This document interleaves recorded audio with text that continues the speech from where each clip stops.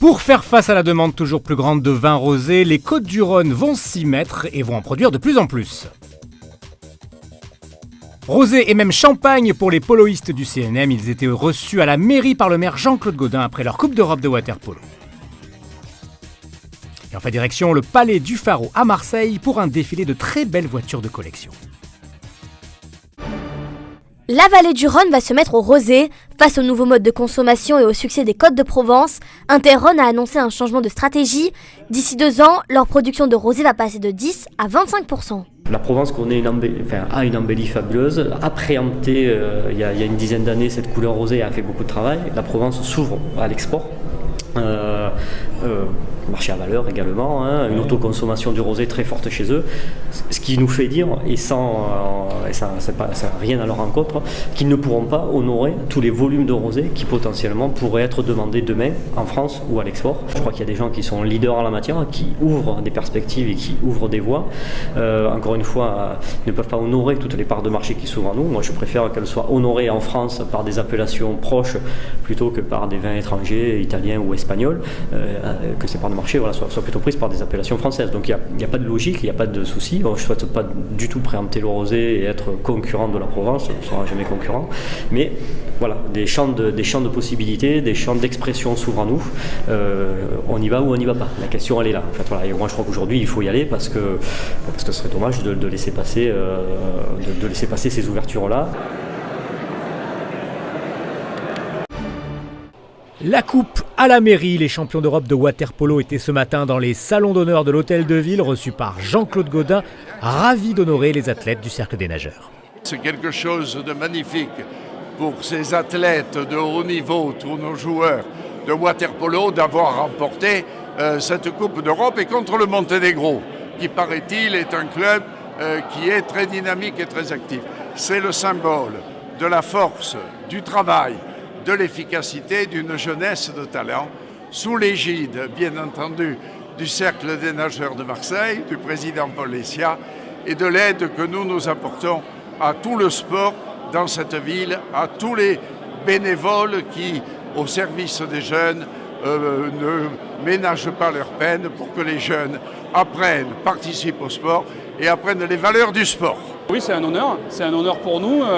Comme l'a dit monsieur le maire, il y en a très peu qui étaient déjà venus, donc c'est un honneur d'être reçu par le maire de Marseille. C'est une grande l'honneur d'être 12e équipe après l'OM avec une Coupe d'Europe. Et vraiment, c'est un plaisir d'être Marseillais et d'être ici. L'aventure Make the Choice se poursuit pendant 3 jours pour les 100 jeunes chanceux sans formation sélectionnés pour leur projet d'entreprise. Depuis hier matin, les apprentis entrepreneurs pitchent tour à tour à l'Orange Vélodrome pour tenter de convaincre 7 jurés que leur projet d'entreprise mérite de voir le jour. Après quelques passages, c'est l'heure pour Kana et Amina, 2 cousines, de défendre leur gamme de produits cosmétiques biologiques et naturels. Moi, j'ai trouvé ça très stressant. Ouais, très stressant. Et moi, je suis un petit peu sceptique parce que c'est vrai qu'ils posaient quand même des questions assez pointueuses, mais bon, je pense qu'on a quand même tenté d'y répondre avec le plus de sincérité possible et montrer que voilà, notre projet avait de l'avenir. Moi, oui, ça, on va dire que j'ai un peu pris encore plus confiance en moi parce que je passe pas tous les jours devant un jury, donc forcément, là, je dirais que ça me met un peu plus en confiance pour la suite, en fait. Je me dis que le plus dur est passé, que voilà, on a plein de bonnes choses à faire. Épaulée depuis un mois par une coach issue de l'entrepreneuriat, cette dernière souhaite apporter à ces jeunes novices les atouts pour réussir leur entrée dans le monde du travail. Nous, on amène un peu des informations, on les cocooning un petit peu, et puis on essaye de leur donner une meilleure visibilité, une meilleure lecture dans quoi elles avancent. D'ici quelques jours, les 2 cousines sauront si elles ont été sélectionnées parmi les 25 chanceux qui passeront la prochaine étape de sélection à The Camp. Les passionnés de véhicules de collection ont rendez-vous le 11 et le 12 mai prochain au Palais du Pharo. 2 jours d'événements consacrés aux véhicules et motos d'exception, avec des rallyes promenades, concours d'élégance et expositions de véhicules de prestige. Aujourd'hui avait lieu une première présentation des véhicules anciens dans les jardins du Palais du Pharo. Présentation. DS Automobile avec le Thierry Métrose, le designer de la marque, qui va nous amener des prototypes, donc le prototype DS 1954 et le prototype DS Intense, les 100 ans de Citroën ici, avec la traction, on aura toutes les tractions, coupé, cabriolet, berline familiale.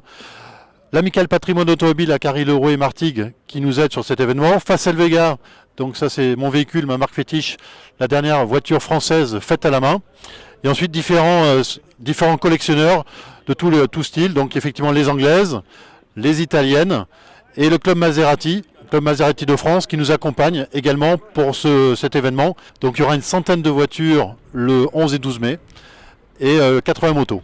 Le propriétaire de cette très belle Ford A nous présente son véhicule. La Ford A était la voiture qui a succédé à la Ford T, qui a eu quasiment autant de succès d'ailleurs. C'est une voiture qui marche, bien que de 1928.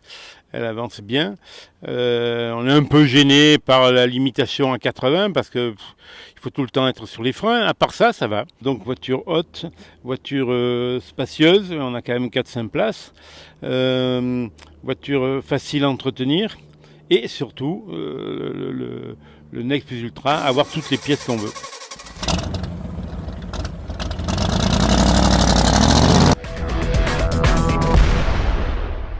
Pas de quoi s'enflammer en regardant la couleur du ciel pour ce vendredi 26 avril. Quelques rayons de soleil à Arles et Marseille. Pour le reste, c'est de la pluie. Heureusement que les vacances sont finies. Les températures restent très douces, notamment sur le littoral. 7 à Arles, mais 12 à Marseille l'après-midi. C'est très homogène. 18 à Arles et Aix, 19 à Avignon et Marseille. Vendredi 26 avril, c'est la Sainte Alida.